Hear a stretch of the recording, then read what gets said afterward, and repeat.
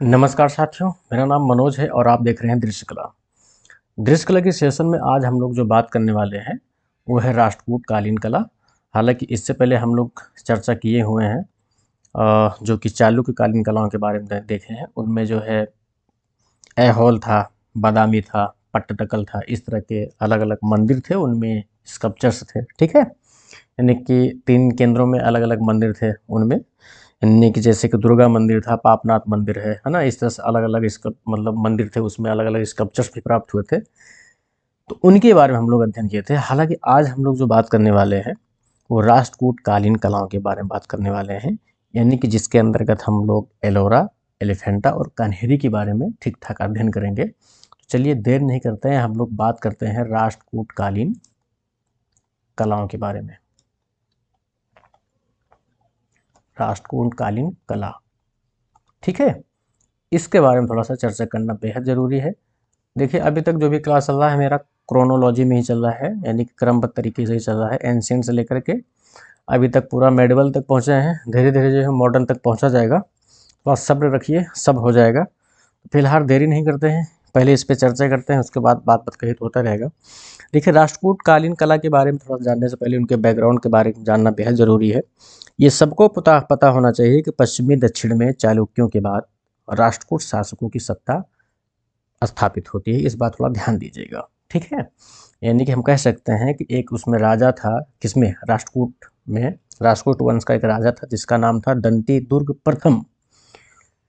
इनका युद्ध होता है किससे, चालुक्यों से। इनसे पहले जो शासक थे उनसे युद्ध होता है। दंती दुर्ग प्रथम जो है चालुक्यों को पराजित कर देता है, वही जो है इस वंश की स्थापना करता है। यानी कि हम कह सकते हैं कि 753 ईस्वी में इस वंश की स्थापना किसके द्वारा होता है, दंती दुर्ग प्रथम। दंती दुर्ग प्रथम के द्वारा, ठीक है। यानी कि इस वंश का क्या था, ये संस्थापक था। इस बात को थोड़ा ध्यान दीजिएगा। हालांकि अभी जो ये डायनेस्टी हम पढ़ रहे हैं ये पश्चिमी दक्षिण की बात कर रहे हैं, यानी कि हम महाराष्ट्र की बात कर रहे हैं। हालांकि यहाँ लिख दे रहे हैं महाराष्ट्र। इसी साइड के एरिया के आज हम लोग जो है बात करेंगे, ठीक है। तो अब जो है एक चीज़ और ध्यान देने योग्य है कि दंती दुर्ग प्रथम ने संस्थापक थे, यानी कि सबसे पहला राजा यही बना जो भी है। फिर दंती दुर्ग प्रथम के बाद उसका चाचा राजा बनता है जिसका नाम था कृष्ण प्रथम। यानी कि दंती दुर्ग यहाँ लिख दे रहे हैं, दंती दुर्ग, ये ता है, दंती दुर्ग प्रथम। इसके बाद जो है इसका चाचा कृष्ण प्रथम राजा बनता है, ठीक है। इस तरह से मतलब आते रहते हैं, जो भी आगे आगे आते रहेंगे तो उनके बारे में थोड़ा ध्यान देंगे। फिलहाल ये ऊपरी बात है। फिर एक चीज़ जो है इसके अंतर्गत, यानी कि राष्ट्रकूट कालीन कला के अंतर्गत हम लोग 3 जगहों के, मैंने 3 चीज़ें देखेंगे। एक तो एलोरा देखेंगे, ठीक है, दूसरा एलिफेंटा और तीसरा है कन्हेरी, ठीक है। यानी कि इन तीनों के बारे में हम लोग पढ़ेंगे। तो चलिए चलते हैं, अलग अलग स्टेप में अलग अलग जगहों के बारे में पढ़ते हैं। शॉर्टकट तरीके से जो सवाल पूछे जाते हैं, जहाँ से पुटअप होते हैं सवाल, उनके बारे में, बस ज़्यादा कुछ नहीं। तो हम लोग जो है एलोरा के बारे में सबसे पहले ध्यान देते हैं। एलोरा, इसके बारे में थोड़ा सा पढ़ने की कोशिश करते हैं। देखिए, एलोरा जो है ना महाराष्ट्र में है,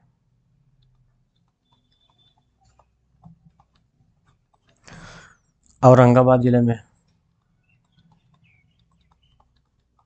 ठीक है, औरंगाबाद जिला, ठीक। यानी कि हम कह सकते हैं औरंगाबाद से ये कितने किलोमीटर दूरी पर है, 29 किलोमीटर दूरी पर, क्या, एलोरा की गुफा। और कभी कभी अगर सवाल कर सकता है कि अजंता से कितना दूरी पर है, यहाँ लिख दे रहे हैं अजंता से कितना दूरी पर है। तो अजंता से 135 किलोमीटर दूरी पर है। इस बात को थोड़ा ध्यान दीजिएगा, ठीक है। और इस एलोरा का जो प्राचीन नाम है, इसका प्राचीन नाम बेरूल है, ठीक है। इस बात को भी थोड़ा ध्यान दीजिएगा। टोटल यहाँ जो है 34 गुफाएं हैं, कुल 34 गुफाएं हैं। अब देखिए 34 गुफाओं में अलग अलग किस किस धर्म से संबंधित है उसके बारे में थोड़ा सा जानने की कोशिश करते हैं। 34 गुफाओं में जैसे कि 1 से लेकर के 12 तक बौद्ध है, बौद्ध धर्म, ठीक है। फिर उसके बाद जो है 13 से लेकर के आपका 29 तक ये हिंदू धर्म हो जाएगा। फिर उसके बाद 30 से लेकर के 34 तक ये आपका जैन हो जाएगा, ठीक है। अब एक चीज़ और ध्यान दीजिएगा कि ये 1 से लेकर के 12 तक यानी कि 12 गुफाएं हैं टोटल, जो कि बौद्ध धर्म से संबंधित है। और ये गुफाएं जो हैं दक्षिण मुखी हैं, दक्षिण मुखी, ठीक है। ये टोटल 17 गुफाएं हैं हिंदू धर्म से संबंधित, जो 13 से 29 तक है। ये मध्यमुखी है, जो कि मध्य में है। फिर ये टोटल जो है 5 गुफाएं हैं जो कि जैन धर्म से संबंधित है। ये जो है उत्तरमुखी है। ये रहे मुख्य मुख्य कुछ बातें, सवाल पूछे जाते हैं यहाँ से, थोड़ा ध्यान दीजिएगा। अब उसके बाद जो है एक चीज़ और ध्यान देते हैं कि एलोरा में लगभग जो गुफाएं प्राप्त हुई हैं वो 2 मंजिला है, ठीक है। और पहाड़ को डायरेक्ट काट कर बनाया गया है, पहाड़ को सीधा काट कर बनाया गया है, ठीक है। यानी कोई पत्थर वगैरह अलग से जोड़ा नहीं गया है, पहाड़ में कार्विंग करके डायरेक्ट इसमें केव्स बनाए गए हैं। उसमें जो है स्कल्पचर्स भी जो है इसमें कार्विंग किए गए हैं, थोड़ा इस बात को ध्यान दीजिएगा। अब ध्यान देते हैं, अलग अलग जगहों के बारे में पढ़ते हैं। अलग अलग जगहों का मतलब अलग अलग गुफाओं के बारे में पढ़ते हैं। जैसे कि पहले हम लोग पढ़े थे कि 1 से लेकर के 12 यानी कि बौद्ध धर्म से संबंधित गुफाओं के बारे में पढ़ते हैं। चलिए चलते हैं बौद्ध गुफाओं के बारे में पढ़ते हैं, यानी कि हम कह सकते हैं कि बौद्ध गुफाएं, ठीक है। देखिए अब इसमें ज़्यादा दिमाग लगाने की ज़रूरत नहीं है। जैसे 1 से लेकर 12 गुफाएं हैं यहाँ पर, ठीक है, इस बात को पता ही होना चाहिए। इसमें एक चीज़ ध्यान देने हैं कि जो गुफाएं प्राप्त हुई हैं, जैसे 1 2 1 2 3 4 डाट डाट डाट डाट करके 11 और 12, इस तरह से यहाँ से लेकर के विशेष कोई मूर्ति मिलती ही नहीं है। इसलिए इस पर चर्चा करना ज़रूरी भी नहीं है, सवाल भी नहीं पूछे जाते हैं। इस बात को थोड़ा सा ध्यान दीजिएगा। सवाल कहाँ से पूछे जाते हैं उसका थोड़ा बात करते हैं, यानी कि हम 10 11 12 के बारे में थोड़ा सा चर्चा करते हैं। यानी कि गुफा संख्या अगर हम 10 की बात करते हैं, गुफा संख्या 10 की अगर हम बात करते हैं, तो ये जो गुफा संख्या 10 है ना, इसको विश्वकर्मा गुफा के नाम से भी जाना जाता है, विश्वकर्मा। बस सवाल इतना ही पूछा जाता है, ज़्यादा कुछ नहीं पूछा जाता है। और जो गुफा संख्या 11 है, इसको 2 थल के नाम से जाना जाता है, यानी 2 थल कहते हैं, ठीक है। और ये जो गुफा संख्या 12 है, ये 3 थल है। बस इतना ही थोड़ा ध्यान दीजिएगा, बाकी कुछ विशेष नहीं है। जो विशेष है ना, वो विशेष ये है कि एलोरा में कितनी गुफाएं बौद्ध धर्म से संबंधित हैं, वो है 12 गुफाएं। कहाँ से कहाँ तक, 1 से लेकर के 12 तक, बस इतने ही इम्पोर्टेंट है। और सेकंड जो इम्पोर्टेंट आता है ये आता है, बस इतना जानने की कोशिश करिएगा। अब उसके बाद जो मेन पॉइंट आता है हमारा ब्राह्मण धर्म से संबंधित गुफाओं के बारे में जानने की, उसको थोड़ा जानने की कोशिश करते हैं। यानी कि हम कह सकते हैं ब्राह्मण गुफाएं, इसके बारे में थोड़ा जानने की कोशिश करते हैं। यानी कि 13 से लेकर के 29 तक टोटल कितनी गुफाएं हैं, 17। किस धर्म से संबंधित है, हिंदू, हिंदू यानी कि ब्राह्मण। अब इसमें कन्फ्यूजन मत होइएगा, अब देखिए इसके बारे में, अब हम थोड़ा सा गुफा संख्या 14 की बात करते हैं इसमें। गुफा संख्या, देखिए 13 का विशेष कुछ चर्चा नहीं, इसलिए हम 13 नहीं कर रहे हैं, गुफा संख्या 14 से उठा रहे हैं। गुफा संख्या 14, इस गुफा को रावण की खाई के नाम से जानते हैं। रावण की खाई के नाम से जानते हैं, ठीक है। और इसमें जो मूर्ति मिली है ना, वो रावणानुग्रह एक है, रावणानुग्रह। और जो दूसरी मूर्ति मिली है, अंधकारी नरेश,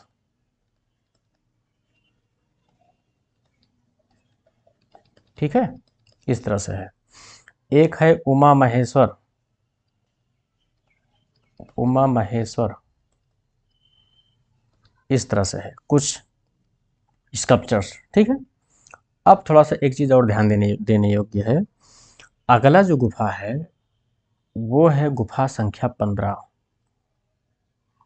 गुफा संख्या 15, इसको दशावतार के नाम से जानते हैं, दशावतार के नाम से जानते हैं, ठीक है। इस गुफा के जो निर्माण करवाए हैं वो दंती दुर्ग सेकंड करवाए हैं, दंती दुर्ग सेकंड करवाए हैं, ठीक है, द्वितीय जिसको बोलते हैं। इसमें जो है शिव व विष्णु की मूर्तियां ढेर सारी हैं, और ये गुफा जो है 2 मंजिला है, ठीक है। इस बात को थोड़ा ध्यान दीजिएगा। अब उसके बाद जो है अगला जो गुफा आता है, गुफा संख्या 16। गुफा संख्या बहुत फेमस है, गुफा संख्या 16, यहाँ इंपॉर्टेंट कर दे रहा हूँ, बहुत इंपॉर्टेंट है ये गुफा संख्या 16।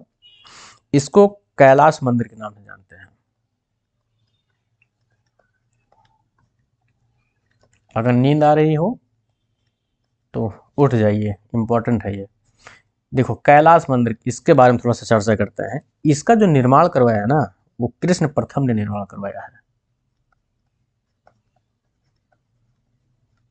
कृष्ण प्रथम ने निर्माण करवाया है। इसमें एक ध्वजा स्तंभ भी है, ध्वजा स्तंभ भी है, थोड़ा इस बात को ध्यान दीजिएगा। और पता ही होना चाहिए कि एक ही चट्टान को काट कर बनाए गए हैं सारी गुफाएं, तो ये भी एक ही चट्टान से काट कर बनाया गया है, ठीक है। इसमें अगर प्रमुख रूप से मूर्तियों की अगर हम बात करते हैं, तो एक है रावण द्वारा कैलाश पर्वत को उठाना, रावण द्वारा कैलाश पर्वत को उठाना या हिलाना, ठीक है, इस तरह से है। और उसके बाद जो है त्रिपुरांतक एक मूर्ति है,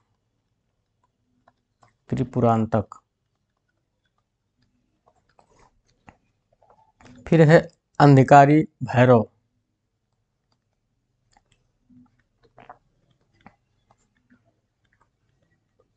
ठीक है।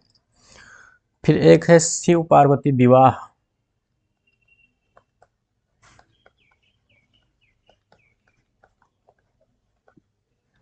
ये कुछ प्रमुख स्कल्पचर्स हैं इस गुफा के।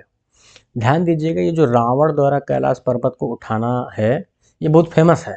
ये 29 भी मिला है, 29, गुफा संख्या 29 में भी है। लेकिन केंद्रीय विद्यालय वाले जो एनसीईआरटी बुक है, वो इन 29 गुफा संख्या वाले को प्रमुख मानता है। बाकी यूपी वाले जब सवाल पूछते हैं तो इस गुफा संख्या 16 से ज़्यादा प्रमुख मानते हैं, ठीक है। इस बात को थोड़ा ध्यान दीजिएगा। अब उसके बाद जो है हम लोग अगले गुफा का बात करते हैं, जो कि गुफा संख्या 21 है। गुफा संख्या 21, इसको रामेश्वर मंदिर के नाम से जाना जाता है,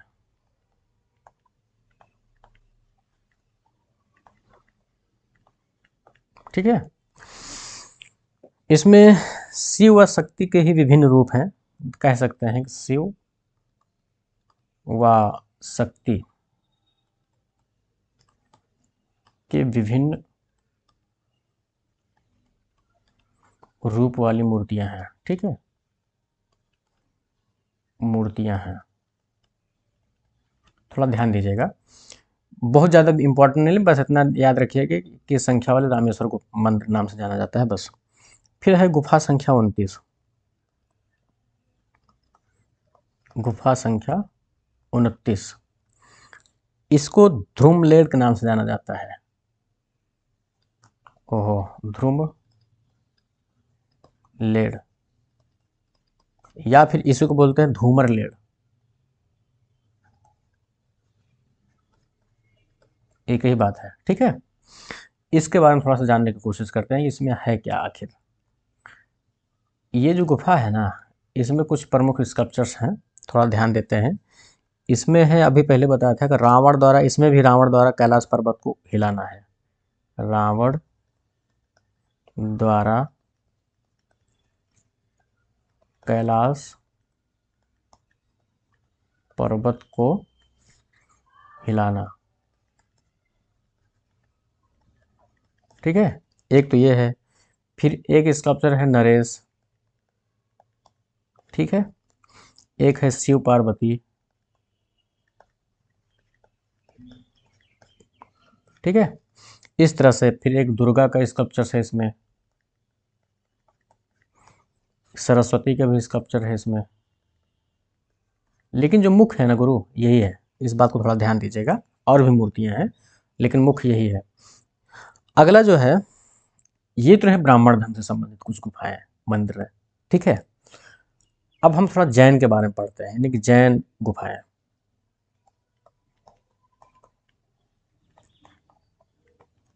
जैन गुफाएं, यानी कि हम कह सकते हैं कि 30 से लेकर के 34 तक के, यानी कि टोटल कितनी गुफाएं हैं, 5 हैं। इस बात को थोड़ा ध्यान दीजिएगा। इसमें थोड़ा देखते हैं क्या क्या है। इन गुफाओं में सिर्फ और सिर्फ दिगंबर संप्रदाय से संबंधित मूर्तियां मिलती हैं। हम कह सकते हैं कि दिगंबर संप्रदाय से संबंधित मूर्तियां, ठीक है,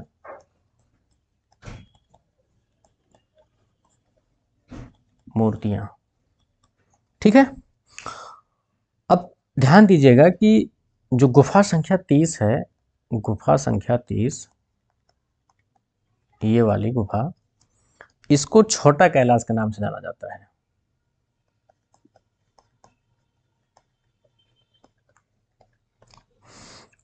ठीक है, और उसके बाद जो है, जो गुफा संख्या 32 है,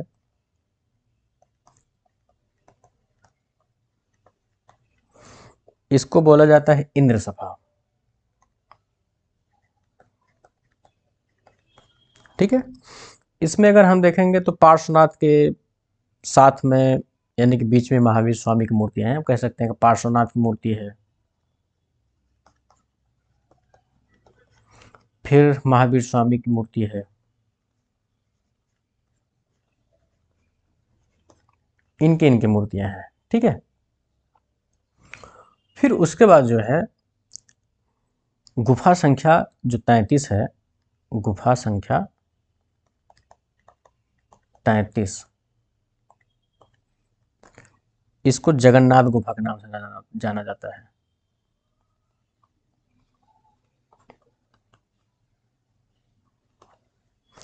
ठीक है, तो जगन्नाथ गुफा में भी मतलब वही, जैसे कि इंद्र सभा है ना, महावीर स्वामी की मूर्तियां हैं, इस तरह से अलग अलग स्कल्पचर्स, यानी कि यही सारी चीज़ें हैं। हाँ, ये है कि गुफा संख्या जो 32 है, इसमें एक बहुत प्रमुख स्कल्पचर और भी है। उसका नाम याद नहीं आ रहा है। हाँ, उसका नाम है जो है अंबिका देवी, यही लिख दे रहे हैं, अंबिका देवी, अंबिका देवी, ठीक है। बाकी जो है 33 में भी वही सेम, क्योंकि जैन धर्म से संबंधित है तो वही सेम मूर्तियाँ रहेंगी, बाकी और कुछ खास है नहीं। देखिए, ये तो रहे आपके एलोरा, जो कुछ संक्षिप्त मेन मेन पॉइंट थे, ठीक है। अब हम जो अगला बात करेंगे, एलिफेंटा के बारे में बात करेंगे। वो भी जो है ठीक ठाक, मतलब संक्षिप्त तरीके से, जो शॉर्टकट तरीके से जो भी पूछे जाते हैं उसके दृष्टिकोण से, यानी कि हम कर सकते हैं कि अब एलिफेंटा के बारे में बात करते हैं, इसके बारे में बात करते हैं, ठीक है। इसको धारापुरी के नाम से भी जाना जाता है, यही लिख दे रहे हैं, धारापुरी, ठीक है, ये जो है ना महाराष्ट्र में है।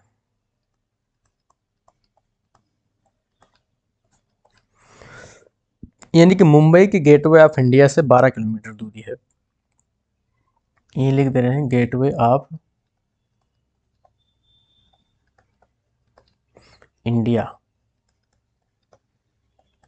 से 12 किलोमीटर दूरी पर है। ठीक है, कुल 7 गुफाएं हैं यहाँ पर। कुल कितनी गुफाएं हैं? 7 गुफाएं हैं। और एक समुद्र के बीच पर स्थित है ये, मतलब एक टापू पर स्थित है, यानी कि समुद्र के बीच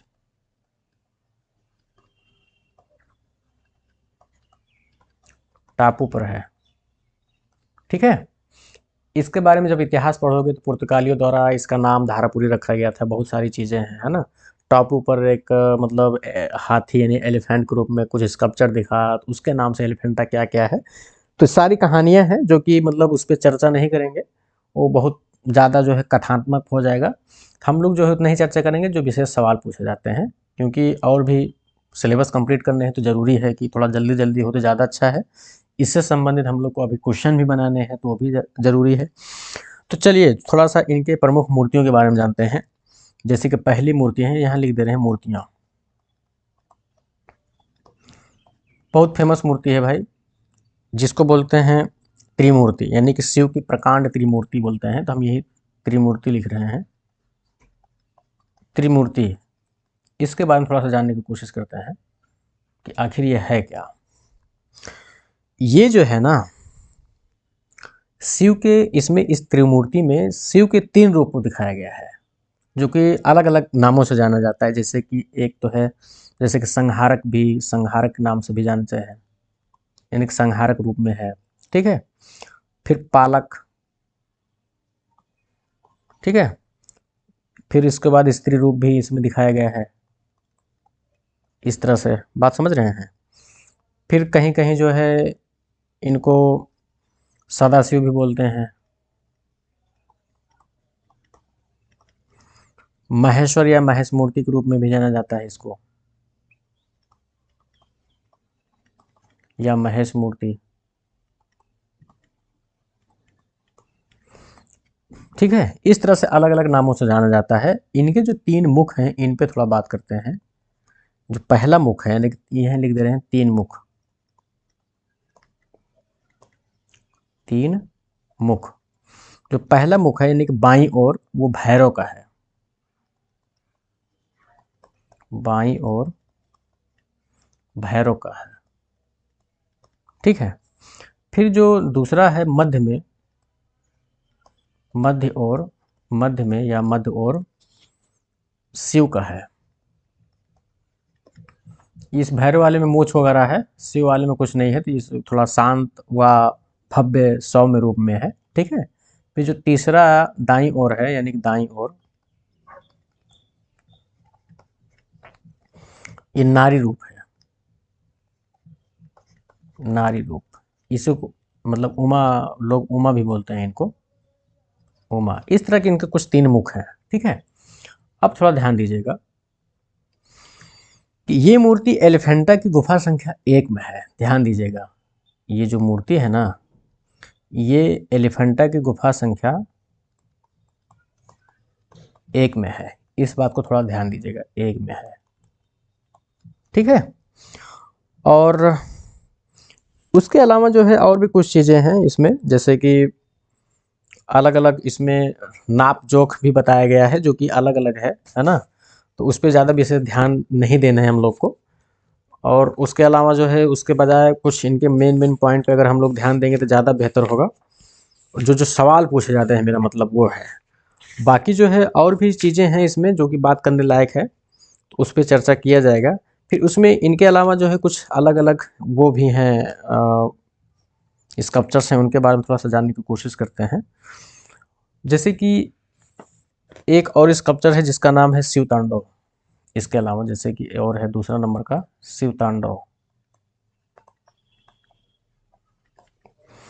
ठीक है, ये शिव तांडव जो है अष्टभुजा है, अष्टभुजा है, 8 हाथों वाला है।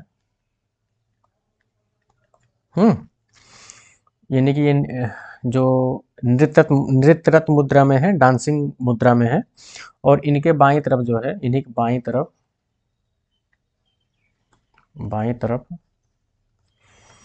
पार्वती भी खड़ी हैं। पार्वती,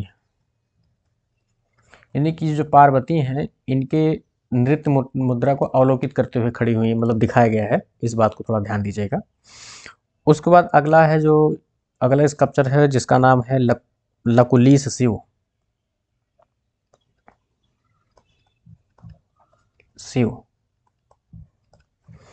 फिर एक अगला है जिसका नाम है गंगाधर शिव।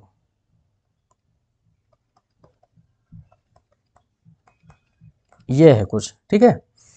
फिर उसके बाद जो है, एक चीज़ ध्यान दीजिएगा कि अभी जो फेमस स्कल्पचर के बारे में पढ़ रहे हैं, जैसे त्रिमूर्ति अभी हमने पढ़ा, उसके बारे में एक अलग डिटेल वीडियो बनेगा। ऐसा नहीं है कि बस इतना ही बात होगा। ये मैं कितनी बार बोल रहा हूँ कि सिर्फ और सिर्फ सिलेबस कंप्लीट करने के लिए मैं थोड़ा सा एक इजी रूप में एक आपको परिचय दे रहा हूँ। अभी जब सिलेबस कंप्लीट हो जाए, उसके बाद जो है अलग अलग स्कल्पचर्स के बारे में हम लोग स्टडी करेंगे, विथ चित्र के साथ में, थोड़ा सा पेंटिंग के साथ में उनके रहेगा, या फिर इनको इमेज के साथ में डिस्कशन करेंगे, तो ज़्यादा मजा आएगा समझने में। ऐसे क्या क्या बताएंगे, उतना विशेष समझ में नहीं आएगा। देखिए, अभी तक हम लोग इस राष्ट्रकूट में एलोरा और एलिफेंटा पढ़े हैं। एक लास्ट में नाम आता है कन्हेरी। कन्हेरी के बारे में थोड़ा सा ही है, उसके बारे में भी थोड़ा जान लेंगे तो ज़्यादा बेहतर होगा। तो फिर हमारा एक राष्ट्रकूट कालीन कला कंप्लीट नज़र आएगा। यानी कि हम कह सकते हैं कि अगला जो बात कर रहे हैं कन्हेरी पर, कन्हेरी गुफा। इससे पहले हम लोग एलोरा गुफा और एलिफेंटा गुफा बात कर लिए हैं। तीसरा हम लोग कन्हेरी गुफा के बारे में बात करते हैं। ये महाराष्ट्र के थाना जिले में है। महाराष्ट्र के थाना जिले में है।